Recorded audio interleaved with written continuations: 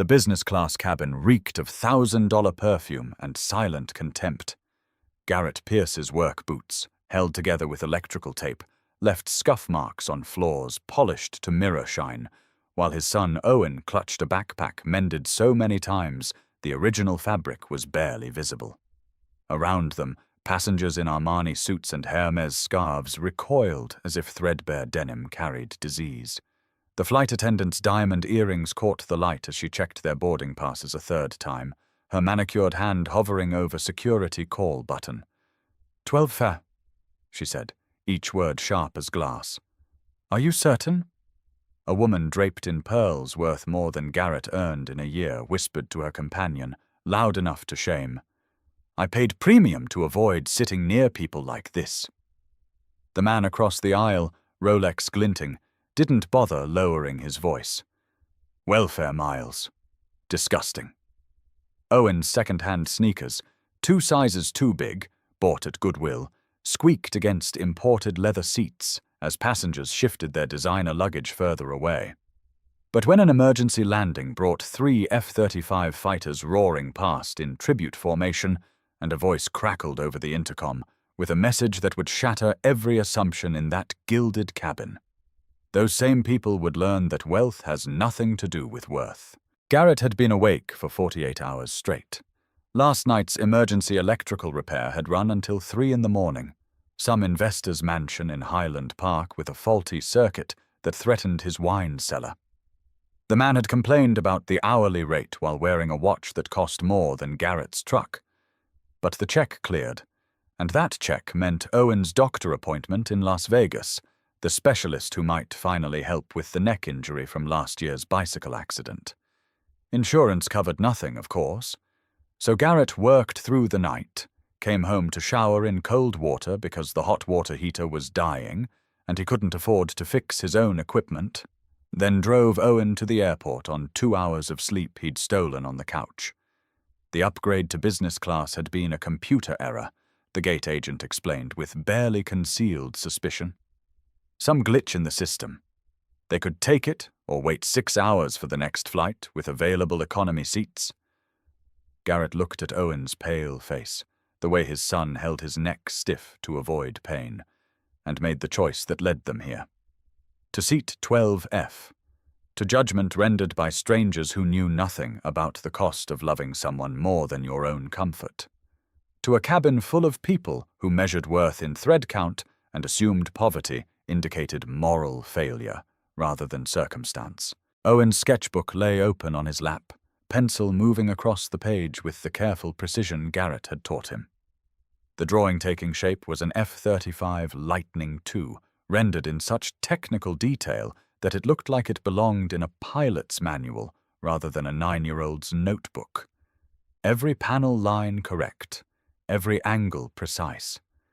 The result of hundreds of evenings spent at their kitchen table, Garrett teaching his son the only thing besides electrical work he knew by heart.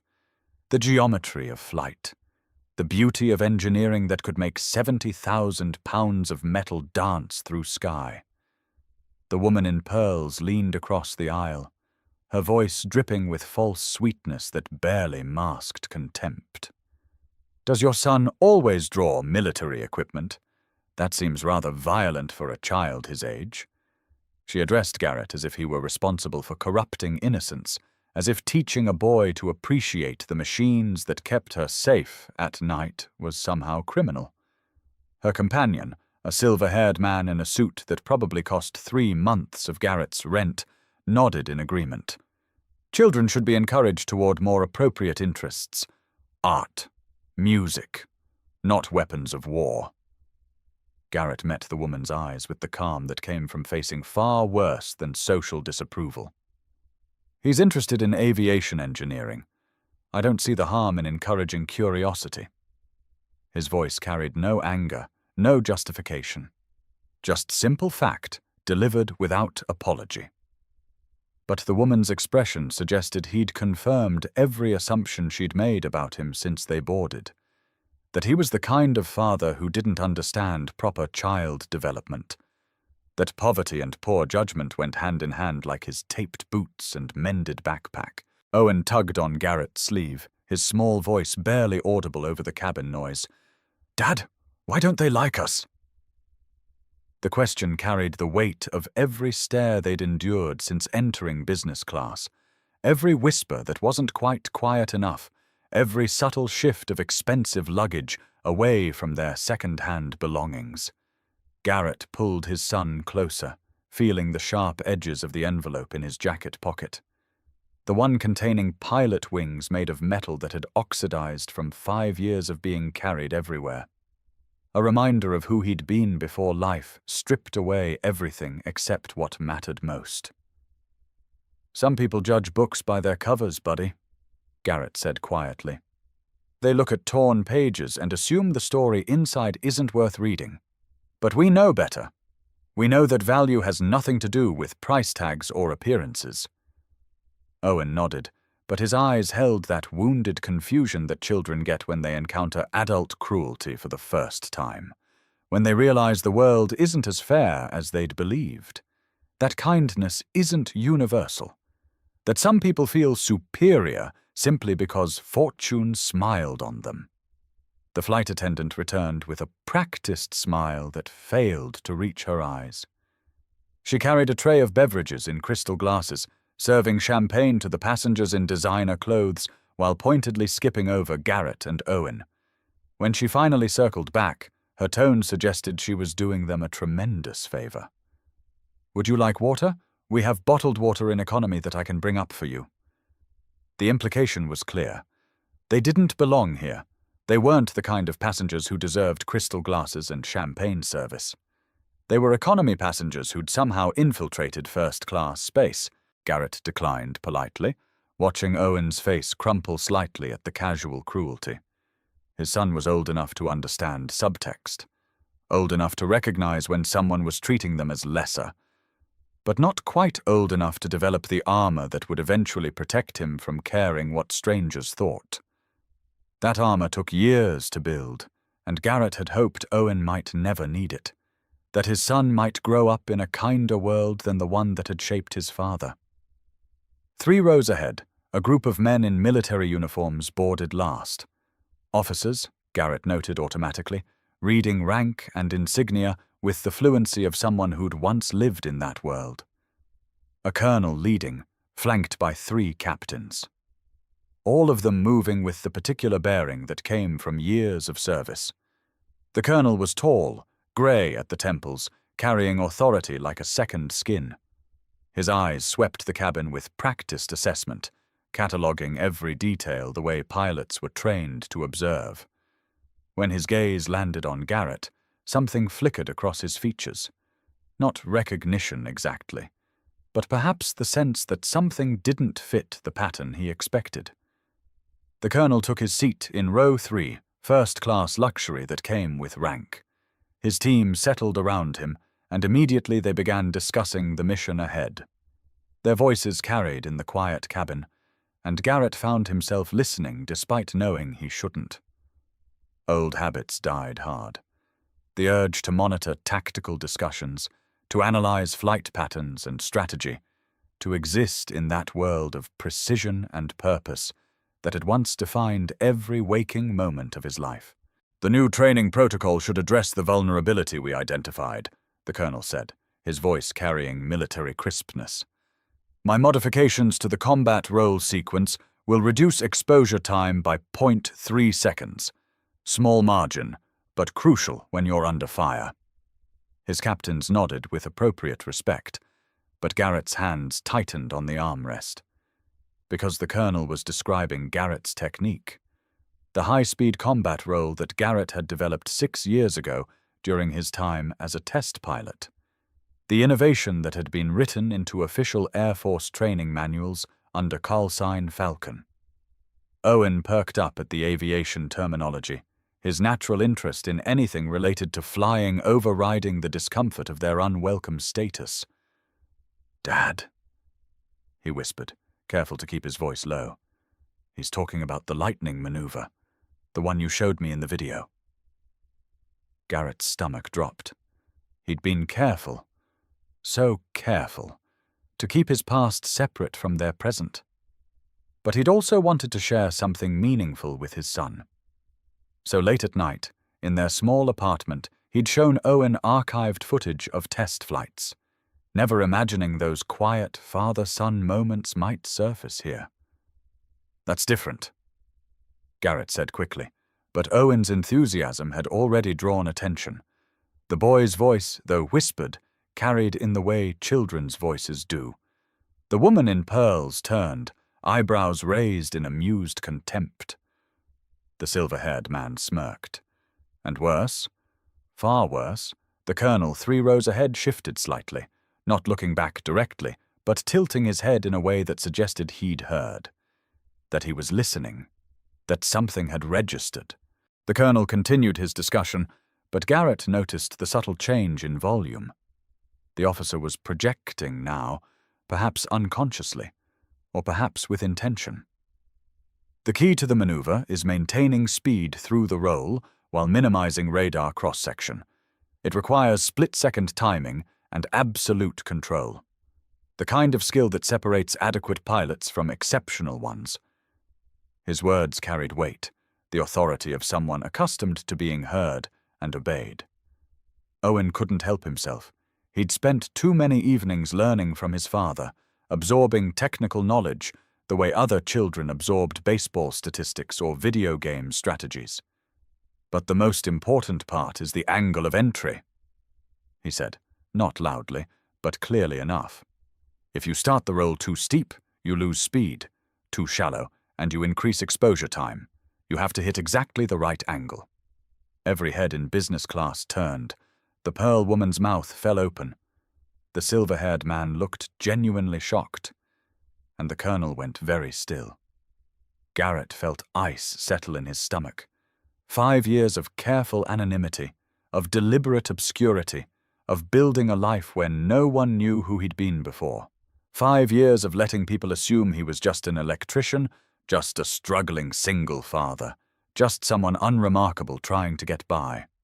All of it threatened by a 9-year-old's innocent enthusiasm for aviation mechanics.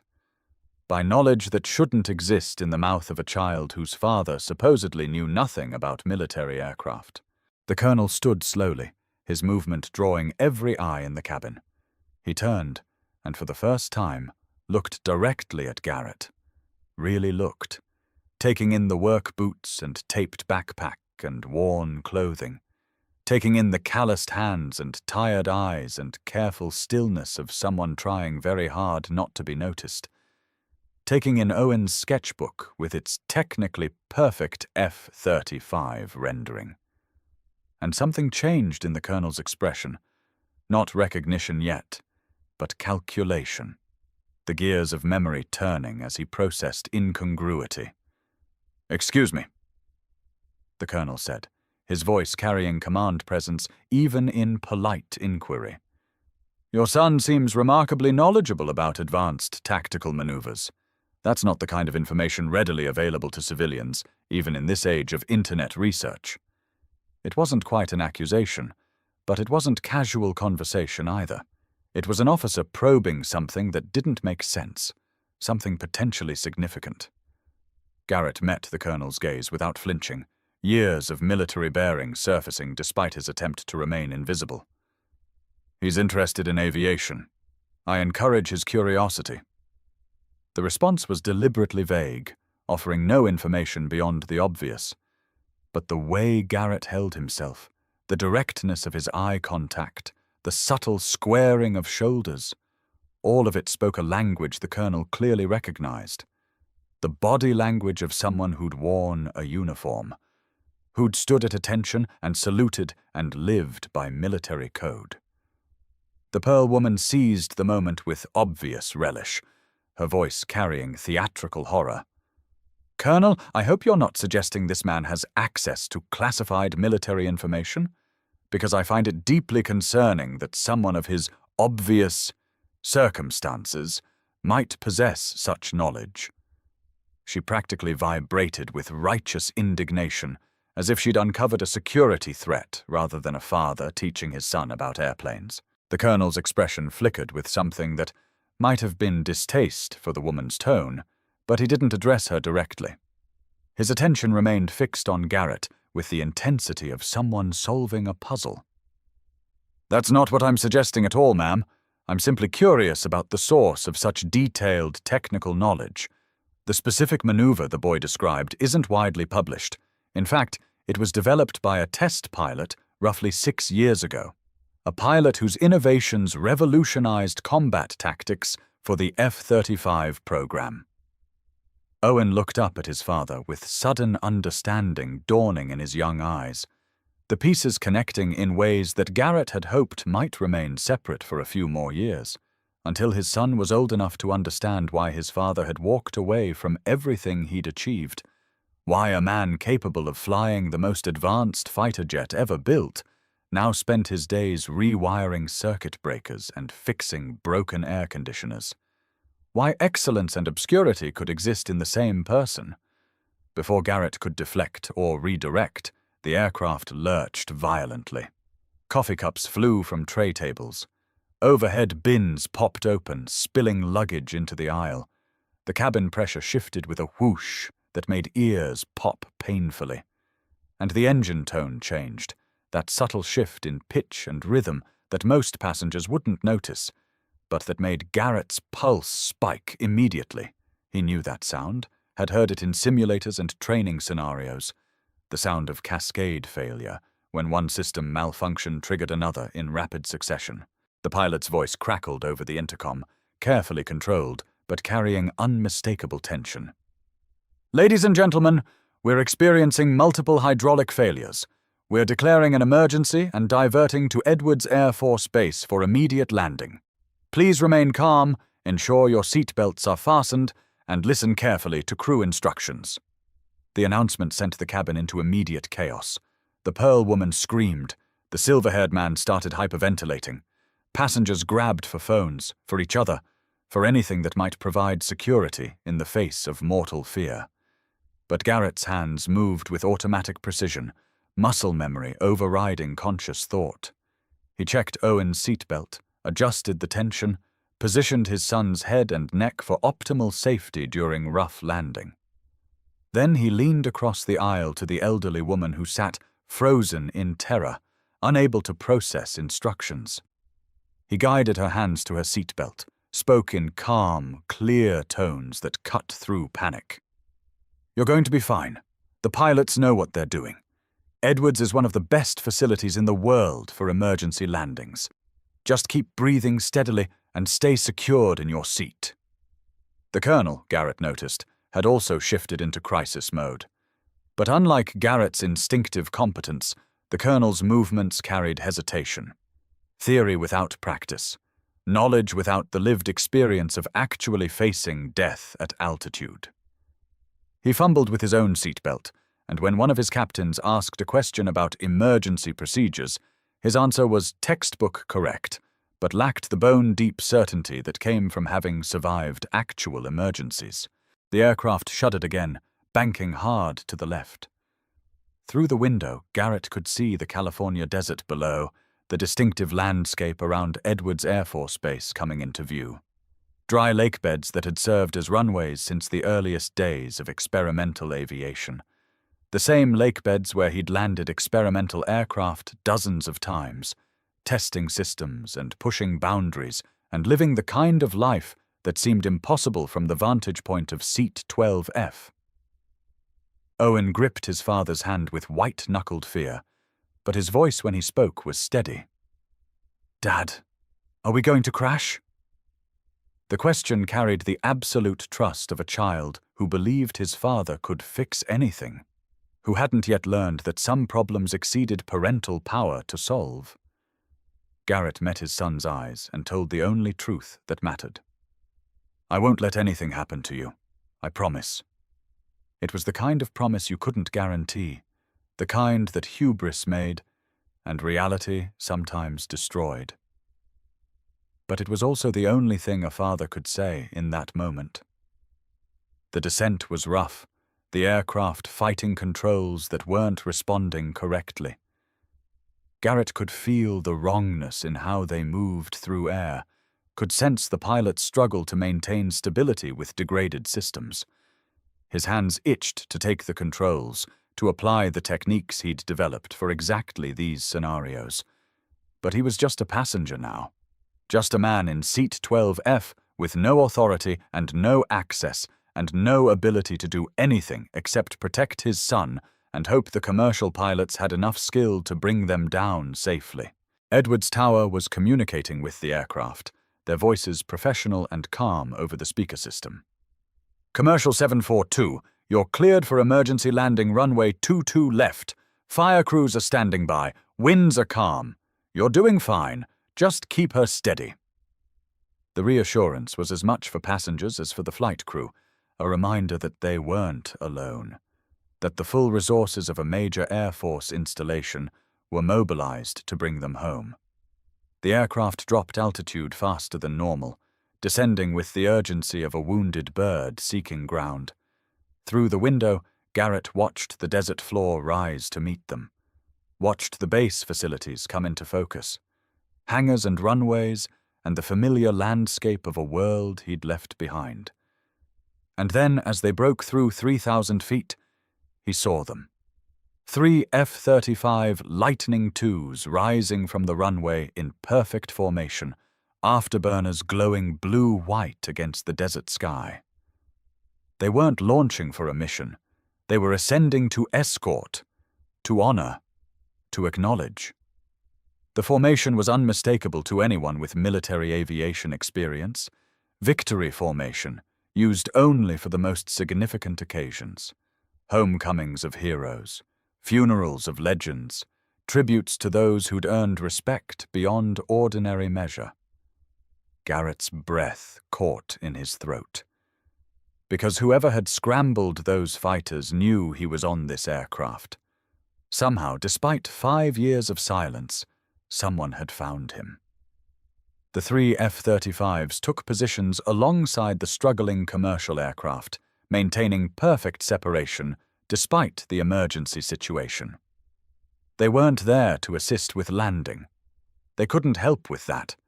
They were there to bear witness, to say with their presence what couldn't be spoken over radio frequencies, that whoever was aboard mattered, that the Air Force took care of its own, even those who'd walked away, especially those who'd walked away. Owen pressed his face to the window, fear momentarily forgotten in the wonder of seeing fighter jets so close. Dad, why are they flying next to us? What does it mean? His questions carried innocence, but around them, passengers were asking the same things with growing confusion and curiosity. Why would military fighters escort a civilian aircraft in distress? What was significant enough to warrant this kind of attention? The intercom crackled again, but this time the voice wasn't the commercial pilot. This was someone else, younger, carrying the distinct cadence of fighter pilot communication. Commercial 742, this is Viper Flight. We're here to welcome someone home. We understand you have Falcon aboard. Call sign Falcon, Captain Garrett Pierce. Sir, if you can hear this, the Air Force remembers, and we're requesting permission to honor your presence. Absolute silence filled the cabin. The kind of silence that happens when every single person stops breathing at the same moment. When reality shifts so dramatically that brains need seconds to process the new information. The Pearl Woman's mouth hung open in an expression of comic shock. The silver-haired man had gone pale. Even the flight attendant with her diamond earrings and casual cruelty stood frozen, tray forgotten in her hands. The colonel rose from his seat, and this time when he turned to look at Garrett, his expression carried no calculation, only recognition, and respect, and something that might have been shame. Captain Pierce, he said, and his voice cracked slightly on the rank. I'm Colonel Adrian Cross. I took over the test pilot program after you left. I've been flying your innovations for 5 years, teaching your techniques to new pilots, using your manual as gospel. And I never knew. I never imagined. Garrett wanted to sink into his seat, to disappear, to return to the comfortable anonymity of being nobody important. But Owen was looking at him with eyes full of questions and dawning pride, and all around them, passengers were staring with the weight of judgment reversing direction. The Pearl Woman had tears on her cheeks now, though whether from shame or fear or revelation was impossible to tell. The flight attendant set down her tray with shaking hands. "I'm not Captain Pierce anymore," Garrett said quietly. "I'm just a father. I'm just Owen's dad. That's all I need to be." But even as he spoke, the aircraft touched down with a jarring thump, hydraulics screaming in protest, and Garrett's body moved automatically. His hands braced against the seat in front of him in the exact position to minimize impact injury, his breathing regulated to the pattern that prevented panic.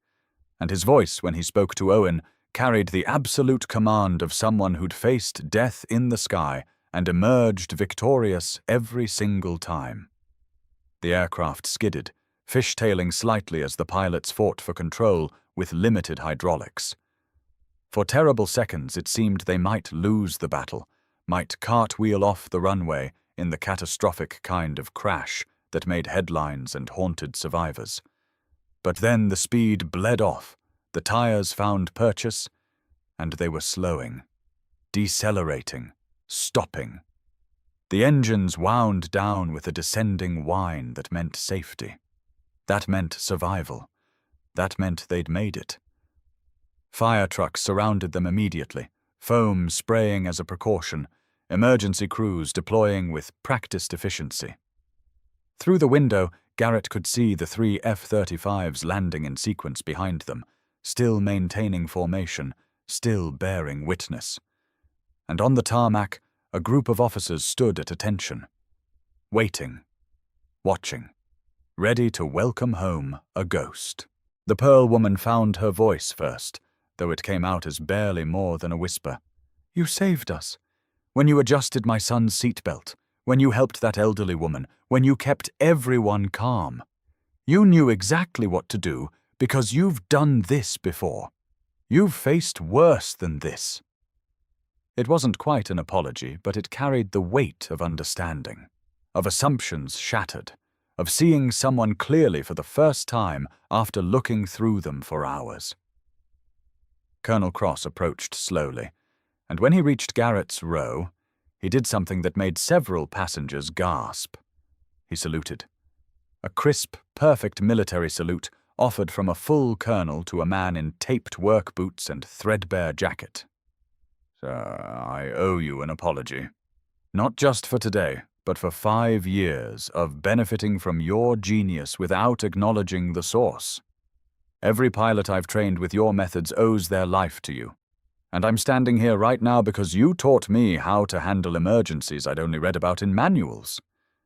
Garrett returned the salute automatically, muscle memory overriding his desire to refuse the gesture. And in that moment, Owen saw his father transform. Saw the posture straighten, the shoulders square, the bearing shift from apologetic to authoritative. Saw the man beneath the carefully constructed disguise of ordinariness. The father he'd known was real, but incomplete. This version, this Captain Pierce who commanded respect from a colonel, this was also real. Both men existed in the same body, and somehow that made his father more rather than less. The cabin door opened and officers began boarding. Not threatening, not investigating, simply acknowledging.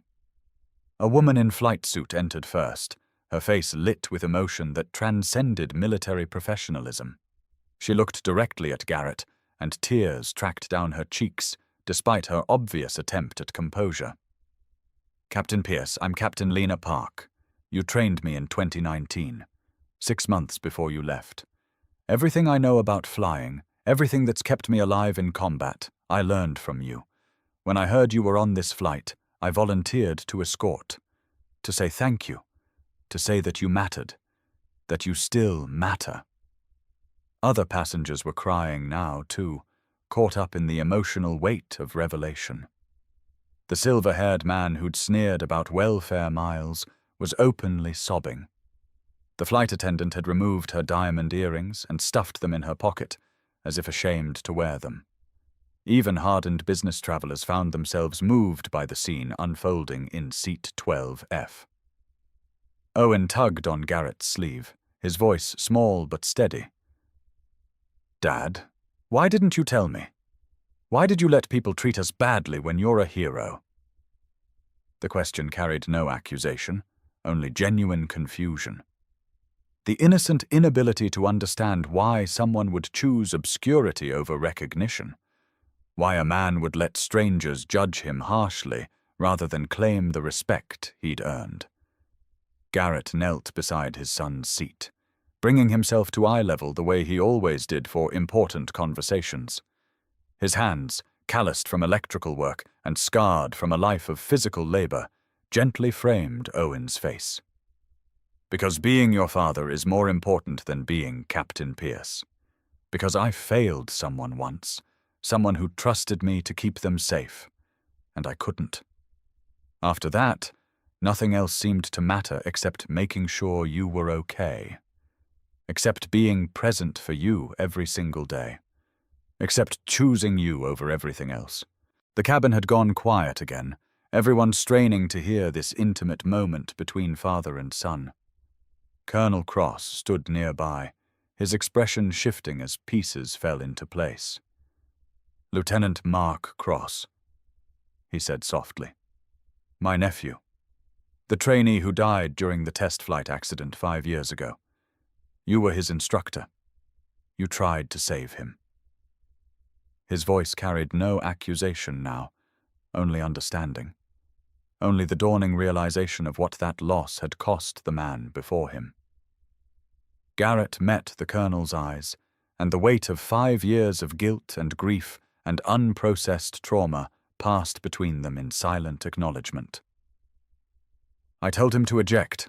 I gave the order clearly, repeatedly, but he panicked, and I couldn't reach him through the panic.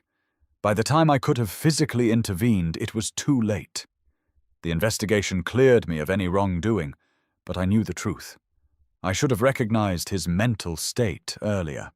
Should have aborted the exercise before we reached the crisis point. Should have done something different." Colonel Cross shook his head slowly, his own eyes bright with unshed tears. "I read the report. Every word. Multiple times.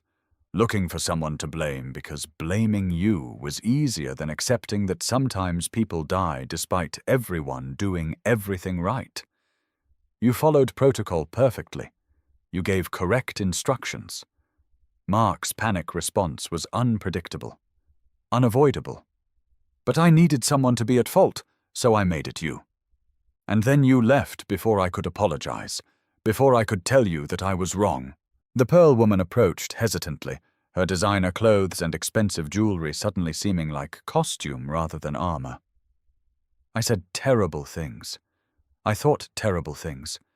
I judged you by your clothes and your circumstances and your taped boots. I didn't see the man underneath. The hero. The father sacrificing everything for his son. I'm so ashamed." Her voice broke on the last word, genuine remorse making her human for the first time since boarding. Other passengers joined in, a chorus of apologies and gratitude and embarrassed acknowledgement of their own prejudice.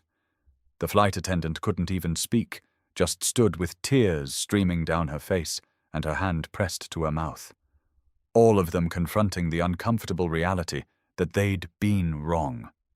Not just mistaken, but fundamentally, cruelly wrong about someone whose character exceeded their own by measures they were only beginning to comprehend.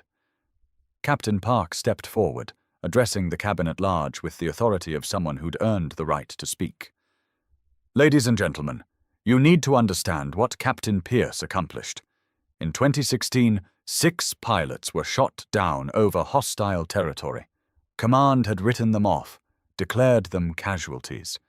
But Captain Pierce refused to accept that. He flew a solo rescue mission through conditions that grounded every other aircraft. Thunderstorms, zero visibility, surface-to-air missiles active. He located every single pilot, talked them through survival procedures, and orchestrated their extraction. 6 men came home to their families because he wouldn't give up on them. She paused, letting the weight of those words settle over passengers who'd dismissed Garrett as unworthy of sharing their cabin. After that mission, he spent 3 years developing training protocols that have saved countless lives. Every emergency procedure manual used by F-35 pilots was written by him. Every combat tactic that's kept our aviators safe over hostile territory came from his mind. He didn't just serve. He revolutionized how we serve. And then he walked away from all of it to raise his son alone after his wife died. To be present, to be available, to choose love over legacy.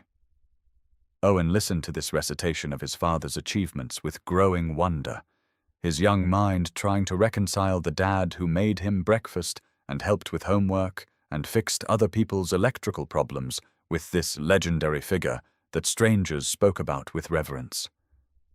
"Dad," he whispered, "you were famous, you were important, and you gave it all up for me?" The question carried disbelief, but also the beginning of understanding, of recognizing sacrifice without fully grasping its magnitude. "You are important," Garrett said simply. "More important than rank or recognition or anything else in this world. When your mother got sick, when the cancer took her, I had to choose. Keep flying or keep you. There was never really a choice. You needed a father more than the Air Force needed another pilot. So I left. And I've never regretted it for a single second." His voice carried absolute conviction, the certainty of someone who'd made the hardest decision and stood by it through years of obscurity and judgment. Colonel Cross extended his hand, and this time it wasn't a salute, but something more personal, an offering of respect between equals rather than superior to subordinate. "The Air Force needs you again, Captain. Not to fly, not to deploy, but to teach. We have a new generation of pilots learning from your manuals without understanding the mind that created them. We need your insight, your experience, your ability to take theory and make it practical. Part-time, remote, whatever terms allow you to keep being Owen's father while sharing what you know." The offer hung in the air like a bridge between worlds, between the life Garrett had built in obscurity and the life he'd left behind, between the man who rewired houses and the legend who'd saved 6 lives at personal risk, between father and hero, as if those two identities couldn't coexist, as if choosing one meant abandoning the other. But Owen surprised them all by speaking first, his 9-year-old voice carrying wisdom beyond his years. "Dad, you told me that helping people is always right, that using our gifts to make other people's lives better is what good humans do. If you can teach pilots to come home safe to their families, isn't that helping people? Isn't that what Mom would want you to do?" His logic was simple, childlike in its directness, but it cut through complexity to reach truth. Garrett looked at his son, seeing his late wife's compassion reflected in those young eyes, seeing the boy becoming a man who understood that service took many forms, that being present for family and helping strangers weren't mutually exclusive, that perhaps the last 5 years of running from his past had been less about protecting Owen and more about protecting himself from the pain of remembering what he'd lost. The Pearl woman stepped forward again, this time with genuine humility in her bearing. "Mr. Pierce, I own a foundation that provides scholarships for children of military families. I'd like to establish one in your son's name, not as apology, though I owe you that, but as investment in the future. Because if Owen grows up with even half your character, he'll change the world." She produced a business card with shaking hands, offering it like a peace treaty. Others followed suit, each passenger finding some way to transform shame into action. The silver-haired man pledged a donation to veteran services. The flight attendant promised to volunteer at the VA hospital. Small gestures, perhaps, but sincere ones. The kind of course correction that happens when people confront their own capacity for cruelty and choose differently going forward. Captain Park handed Garrett a folder thick with documents. "This is the consulting proposal. Read it when you're ready. No pressure. But know that every time a pilot comes home safe, you'll have been part of that. Every family that doesn't lose someone they love, you'll have contributed to that. Your legacy isn't finished, sir. It's just evolving into something different." The base commander arrived then, a general whose stars caught light as he strode up the aircraft stairs with purpose. He took in the scene with practiced assessment. The passengers crowded around seat 12F, the pilots standing at attention, the man in taped boots who sat at the center of everyone's focus. "Captain Pierce," he said, his voice carrying authority but also warmth. "Welcome home. It's been too long." Garrett stood slowly, Owen's hand clasped tightly in his own. The posture of a man who'd made peace with the past enough to acknowledge it without being consumed by it. "Sir, I appreciate the sentiment. But my home is wherever Owen is. That's been true for 5 years, and it'll be true for the rest of my life." No apology in the statement, no false modesty. Just simple truth delivered with the quiet confidence of someone who knew his own priorities. The general smiled, and it transformed his stern features into something grandfatherly. "I wouldn't expect anything different, but home can be more than one place.